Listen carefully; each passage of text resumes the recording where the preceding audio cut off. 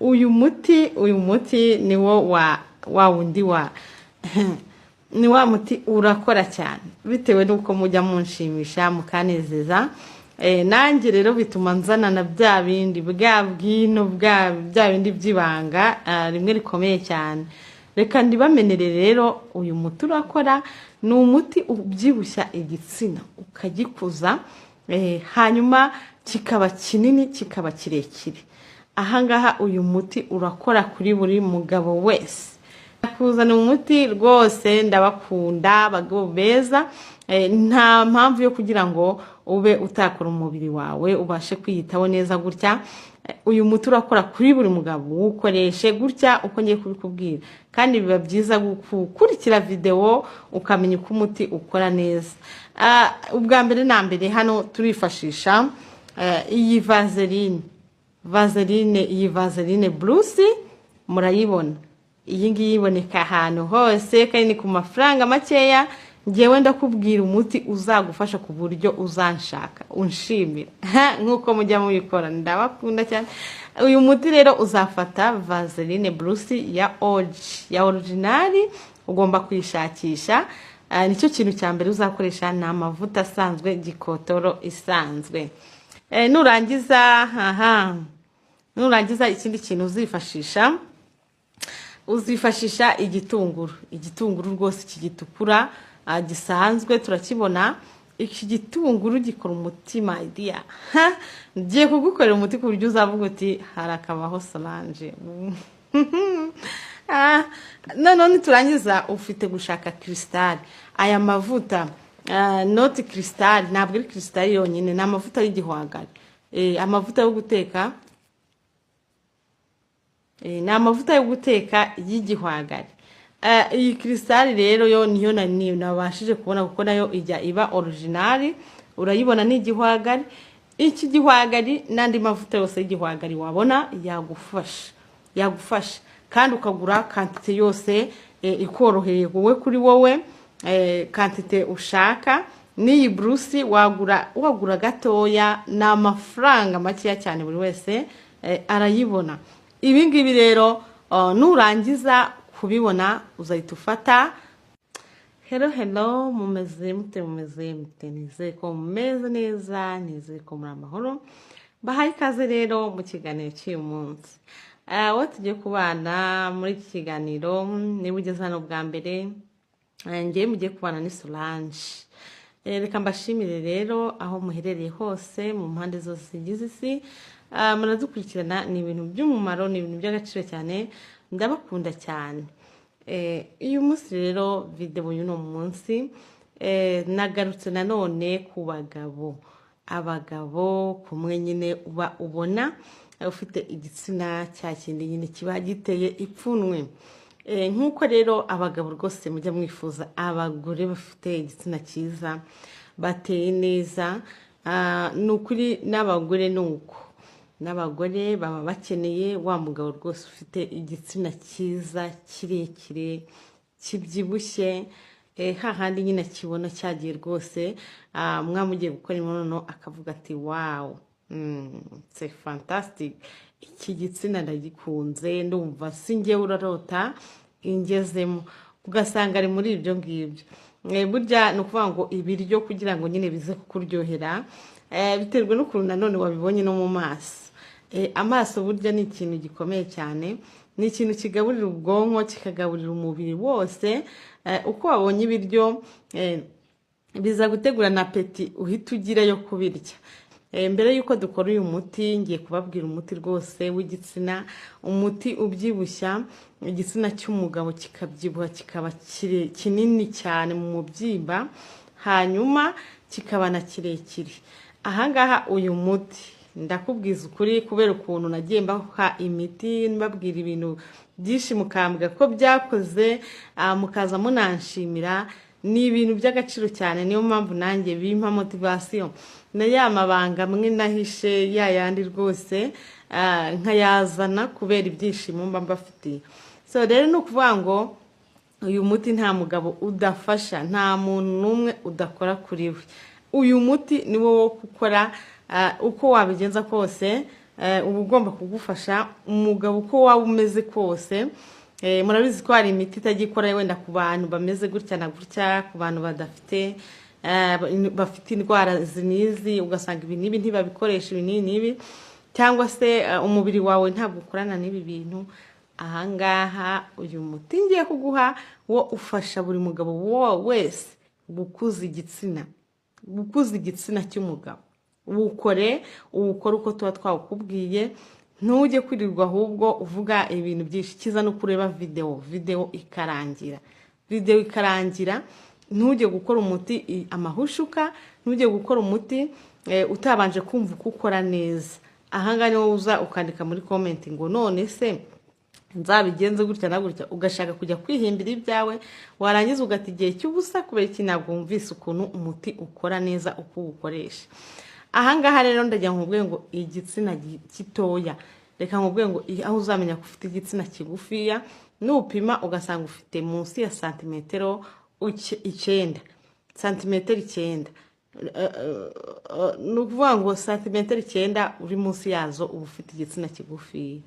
Noneho mu mubyimba santimetero 8, nabwo uba ufite igitsina kinanutse munsi y'8. So rero reka tugende turebe uburyo ugomba kugira gute, ugomba kwikorera igitsina cyaki nawe ureba. Niyo ukireba urakibona ukabona ko ari cyiza, icyo ufite urakireba ukabona ko ari cyiza, burya ntibazakubeshya. Nawe kandi iyo ugifite ubona ko ufite gitoya rwose, ukabona kiguteye ipfunwe, ngaho gikuze, uyu munsi n'uwawe naje nahageze. Wambaza ngo turifashisha iki uyu munsi wa none? Umuti nakuzaniye turifashisha Vaseline Blue Seal. Urayibona? Iyi Vaseline iboneka ahantu hose iraboneka. Vaseline Blue Seal iraboneka ahantu hose icupa, wakoresha gatoya, wakoresha iyi nini, ariko ni ya original. Ugashaka iya original ukaba ariyo ukoresha. Ndakubwiza ukuri. Dufite nanone igitunguru, tukagira igitunguru urakibona, igitunguru gitukura, igitunguru gisanzwe, ngira ngo uri kukireba. Ni igitunguru gitukura rwose mu buryo busanzwe. Hanyuma rero turi buze no kwifashisha aya mavuta ya Crystal urayibona, igihwagari.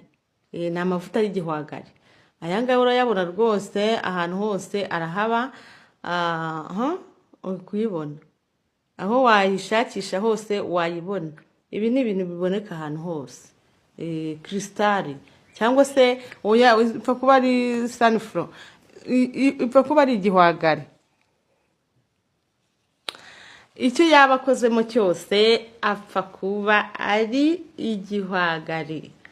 Turafata Vaseline Blue Seal, iyi ngiyi ya original, apana ya bya bindi biba bigize bimwe bajya bapirata. Uri kuyibona, iyi ngiyi yashizemo rwose, ariko Vaseline nta muntu utayizi. Ngira ngo ufate igitunguru gitukura, ufate Crystal cyangwa se n'andi yose akoze mu gihwagari. Ahangaha rero ukuntu ugomba gukora uyu muti, urafata tudatinze rwose tuwukore kugira ngo igitsina cyawe kimbe neza. Ahangaha uyu muti ndawukwijeje, ndawukubwiye, ni umuti urenze ku miti yose wabuzi ikuza igitsina. Fata iki gitunguru mbere na mbere. Ukuntu ugomba kugikora, urabanza ukuremo umutobe wacyo. Umutobe wacyo rero uragifata cyo urakirapa. Uko ukibona gutya uba ugomba kugira gute, uragomba gufata rape ukakirapa. Iyo ukirapye ushyira mu kantu nyine, havamo igitunguru kiba nyine kimeze nk'uruvange nyine rumeze rworohereye cyane. Aha numara kubikora umaze kukirapa, rwa ruvange umaze gukuramo warapiraga nk'ahantu mu kantu, wenda tuvuga agasahane cyangwa se agaki. Hanyuma ugahita ufata akayunguruzo, ugafata bimwe umaze kurapa ukabiyungurura mu kayunguruzo ukuramo y'amazi yacyo. cyangwa se uburyo bundi bwose wakwifashisha, I don't know wowe uburyo bwose wakoresha, ariko ugakuramo amazi y'igitunguru, it's okay, ibyo ngibyo ntacyo bitwaye. Urahita ufata rero n'umutobe w'igitunguru, hanyuma ufate akayiko gatoya ka sunflower k'igihwagari, hanyuma ugafate nako ukavange muri wa mutobe w'igitunguru. Ufate amavuta akayiko gatoya kaya mavuta y'igihwagari, uvange na wa mutobe w'igitunguru wakuye mu gitunguru. Hanyuma nurangiza ufate nanone akayiko gatoya kakayiko gato wayoresheje amavuta y'igihwagari, ugende uba ari nako ukotore muri ya brusi, muri ya vaseline. Hanyuma ufate nk'agacupa nyine gato, niko uravangiramo. Ufate kakayiko ka vaseline kuzuye neza, nushaka kuvuga ngo ugasokere, hanyuma ukashyire muri rwa ruvange rw'igitunguru, umutobe w'igitunguru wakoze, ugashyiramo na ya mavuta y'igihwagari. Ubundi ushyiremo ya mavuta noneho nabwo uvange ku buryo bisigara byivanze neza na ya sunflower n'igitunguru, umutobe w'igitunguru. Hanyuma ushyiremo na ya mavuta ya brusi, ubundi ubivange cyane, usigarana uruvange nanone rumeze nk'amavuta. Ya mavuta yitakora nyine ikintu cy'amavuta ariko asa nk'ayorohereye kuntu. Hanyuma nurangiza ubundi upfundikira agacupa kawe, hanyuma nko mu minota 30 nibwo uratangira kujya ukoresha ya mavuta yawe. Urambaza uti ese ndayakoresha gute? Aya mavuta ukuntu uyakoresha usa nk'uri kujya gute, usiga ku gitsina, umasa, usigaho ukajya umasa. Ntabwo rero ukuntu bikora ibi bintu, ukajya usiga nyine usa usigiriza, usiga nk'umuntu uri gukoresha wenda tuvuge, ntabwo nyine urumva, ntabwo kuba cyangwa se ngo ugenda uyibabaze. Ufata igitsina cyawe, ugafata ya mavuta, ukajya ugasiga nk'uri gusiga agapomade ahantu nyine, ntabwo winjizamo imbere, usiga nyine inyuma, ukajya usiga usa nk'uri kumasa ukuntu, ukora akamasaje. Ukabikora nk'iminota 3 yose uri kuyimasa ukoresheje aya mavuta. Ukoramo wongera ukoresha aya mavuta, ni ukuvuga ngo ikintu bikumarira, iyi mbura iragenda ikabyibuha iminsi 3 ubikora gutya, ukayimasa mu gitondo na nimugoroba ukoresheje aya mavuta. Mu minsi 3 uba wamaze kubona impinduka, iragenda ikabyimba. Ubundi ikintu cya mbere gukorera no kubanza kubyibuha, ikaba nini. Uburebure bwo rero ubibona nko mu minsi nanone 5, ariko ikintu cya mbere ibanza gukorera, abanza ikabyibuha, hanyuma ikazongera ikagira gute, ikaba ndende. Ukimara kubikora rero mu minsi 3 yonyine, udubona ko igitsina cyatutumbye kikaba kinini, ukabona ko ari yayindi nyine yishimiwe mu buryo bwose. Wowe rero icyo bigusaba ni ukuba wumvise uko bikorwa neza, apana gushidikanya. Wawe unashidikanya, egera hino umbaze. Mba nashyizeho nimero yanjye, mba nayipininze hasi, ndayishyira hasi ku kiganiro. Hanyuma wowe icyo ukora, ibikuyobeye ariko byose mba nabisobanuye. Uku nguku mbikubwiye uba ariko ubigenza pe. Igitsina cye kirakura, kigakururumba, kandi nta ngaruka bigira. Ni amavuta yo kumasa. Aya mavuta, uruvange rw'amavuta nguhaye, bikore gutya ubundi wicecekere. Mboneyeho gushimira rwose abandi nabo bajye bakora umuti neza, hanyuma mukaza mumbwira uti it's okay, warakoze cyane. Biriya biramfasha cyane, bimpa imbaraga, kandi ngiye ibyo nza kukubwira aha ngaha ni ibintu mba nakorewe ubushakashatsi, ni ibintu mba nzi neza. Ntabwo naza kukubwira ibintu bidakora, kuko n'ibikora biba bihari. Rero nta mpamvu yo kuza kukubwira ibintu mujya mwiringira bya bindi by'ibitangaza, bababwira ibitangaza kandi nta muti urimo. Aha ngaha aya ni amavuta meza cyane, ari naturel. Aha rero namara kugushirana, aramutse agushiranye, uhita wongera ugakora ikindi gitunguru, ukavanga ayandi, ukagira kugeza igihe ubona ko ubonye umusaruro wowe aho wifuza kugeza, ukageza aho ngaho. Ikindi kintu, iyo ukomeje kuyasiga ukaba wayasiga rwose cyakururumba kikaba kirekire kikanarenza bya bipimo twavuze, bamwe bagira noneho imwe ikabije inateye ubwoba. Aha rero iyo ubonye ugeze aho ugomba kwifuza, uba ugomba kurekera aho ngaho. Uyu ni umuti urakora, ni umuti utagira ingaruka, ni umuti wizewe ku buryo bwose. Aha ngaha rero nzabereka n'ubundi uburyo ushobora gukoresha na ka olive oil, ariko ntabwo olive oil yo ifite nayo ibindi bintu ivangwa, ariko uyu ni wo wa mbere wizewe mu miti yose naba narakubwiye. Hari igihe nyine abantu bagushimisha, njye muranshimisha cyane, uburyo mudahwema kunyereka urukundo, uburyo hano kuri Solange 250 TV show biba ari uburyohe gusa. Njye rero nkunda abankunda, nkunda abankunda, iyo nkunda ngukunda n'umutima wanjye wose nanjye. Ibyo rero ni ibintu rwose nuko nyine nisanze. Rero rwose hano ndeka mvuge ngo iyi famille Solange 250 TV show ni famille nziza cyane, bagira urukundo, tugira urukundo rwinshi cyane. Niyo mpamvu nanjye mba ngomba kuza kugira gute kurubereka, ndarubereka mbakorera umuti, ndarubereka mbakorera ibintu byiza cyane. Uyu muti rero hari abantu benshi bagiye bambaza ngo undi bashobora kwifashisha nyuma ya Coca-Cola n'igitunguru. N'uyu nguyu urafasha buri mugabo wese, kandi ibi bintu biraboneka ahantu hose, ntabwo ari ibintu binahenze bikostinze cyane, biraboneka. Wakoresha nuzi ushaka, wagura kabrusi gatoya, wagura kristali, cyangwa se ukagura gatoya nyine gato cyane nako kabaho. Igitunguru kiraboneka ahantu hose, ikorera umuti kandi ni ibintu bizagufasha cyane. Mbonera kubwira rero abagabo bajya bakora ikintu bita umuti, urakora umuti ariko ukibagirwa ikindi kintu kigomba kugufasha. Umuti uherekezwa n'ibintu bita siporo. Niba uri umugabo nyaboneka ita ku kintu kijyanye na siporo. Siporo irafasha cyane kandi siporo iragoye. Siporo yo ntabwo ari ibintu biri aho ngaho twavuga ngo ni ibintu byoroshye. Siporo iragoye, isaba kwigomwa, isaba kugira ibintu byinshi, mbese wigomwa muri wowe, isaba kwigomwa kabisa.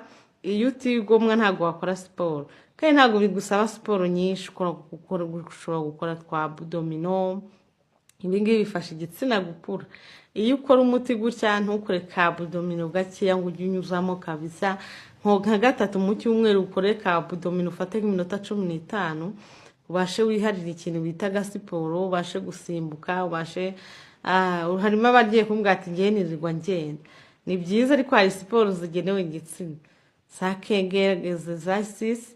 Ibingibi izi exercises zirafasha cyane, narabikubwiye uko zigomba kugenda. Ibingibi ni ibintu bigenda bigufasha, bikakurinda bya bibazo byo kurangiza vuba. Uyu muti nkubwiye ntabwo urinda kurangiza vuba, ni uwo gukuza igitsina, apana kurangiza vuba. Ibyo rero uba ugomba kwita ku bintu bijyanye na siporo. Siporo ikuza igitsina cy'umugabo. Hakiyongeraho ikindi kintu cy'imirire myiza. Imirire myiza, umugabo mwiza uba ukwiye kurya inyama y'iroti. Inyama y'iroti reka nkubwire ngo ifasha igitsina cy'umugabo gukora neza, kugira umurego mwiza, hanyuma bikarinda no kurangiza. Iyi nyama y'iroti rero ntabwo ari bya bindi tuvuga ngo ni amabroshete, ngo ni inyama zinyotse, oya. Inyama itogosheje y'iroti ukanywa n'umufa wayo ku mugabo, irafasha cyane y'iroti. Hakiyongeraho ibintu by'imboga. Imboga ukazirya rwose. Wowe mugabo utajya urya imboga, warahombye, warasigaye, warahombye. Imboga zifasha umugabo gukuza neza igitsina, kumererwa neza. Niyo mpamvu nakubwira ngo ntuzacikwe no kurya imboga. Imbuto hano mu mboga rero tubonamo za epinari wazikoresha rwose, zifasha imyanya myibarukiro y'umugabo. Wakoresha ibyo twita dodo. Dodo ni imboga nziza cyane yihagazeho, za kokombure. Izi mboga z'icyatsi zose zifasha umugabo. Imbuto rwose tugomba kubonamo indimu. Mu cyayi cyawe cya buri munsi ntuzaburemo indimu. Ngarutse inyuma gato ku mboga, nibagezemo amatungurusumu n'amatangawize. Aho ugakora icyayi cya tungurusumu, tangawize. Nakubwiye umwenya ni icyatsi nanone gifasha cyane ku rwego rwo hejuru, kizamura ubushyuhe. Wowe utajya ushyukwa ngo wumve ugejeje kuri rwa rugero rumwe rwiza. Umwenya ni igiti cyiza gishobora kugufasha ukumva uraryohewe cyane, ukumva uburyohe bw'imibonano maydiya. Umwenya uzawushakisha aho uri hose, ubashe kujya uwukoresha, wawushyira mu cyayi, ukavanga tangawize, umwenya, ugashyiramo n'indimu. Iki cyayi kiba kinaryoshye cyane. Ni icyo ushobora kwifuza kuzajya uhora unanywa mu buzima bwawe. Ibi bintu rero byose bishobora kugufasha gukora amaji ya za beterave. Za beterave ni ibintu byiza cyane. Imbuto, ibinyomoro, ibi bitukura byose byongera amaraso kugira ngo amaraso yawe abashe kugenda neza, agire umuvuduko mwiza uhagije, ubundi bibashe kugera mu gitsina, byoroganize imyanya yawe y'ibanga. Hanyuma rero ikindi kintu, burya ikintu bizagufasha nyine kurongora neza. Nimba ufite umugore, ni byiza ko ukora ibintu neza. Ntujye kuhariya ngo uvuge ngo, hari abagabo bajya hariya bakavuga ngo umugore wanjye ibyo abona birahagije, ibyo muha byose aba agomba kubyakira uko. Nimba mukora imibonano mpuzabitsina gutya, ntakwiye kuvuga ko bidahagije. Nta nubwo akwiye kuvuga ko igitsina cyawe kitamuhagije. Arabyihora kuko wigize umuntu, twamwita nk'iki, wigize umutegetsi mbese mu rugo kandi uri umuyobozi. Abagabo abenshi bamwe na bamwe bigenda bicika, ariko ngo niko byari bimeze.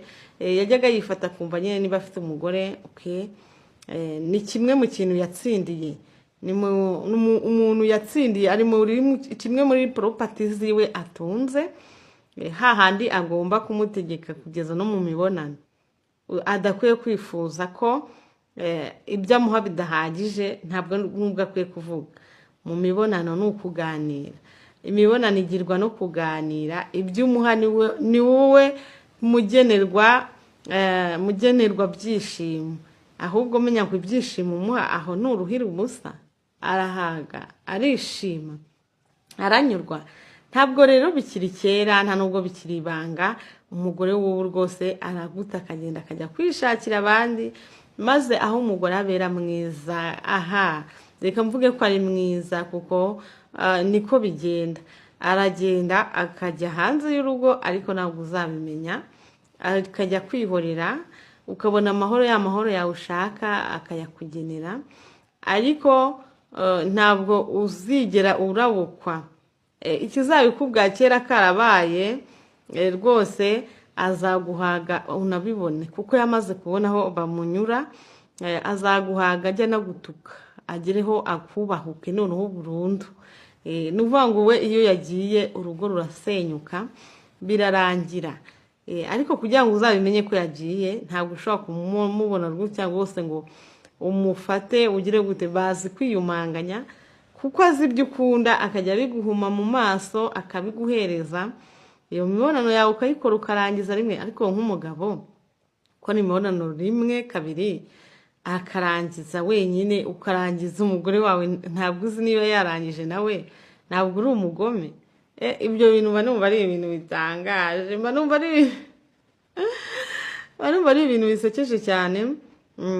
Ukuntu umugabo ajya hari akarangiza imibonano, umugore we ntabwo yarangije, ubundi akajya hari agatuza rwose akumva ibintu ni amahoro.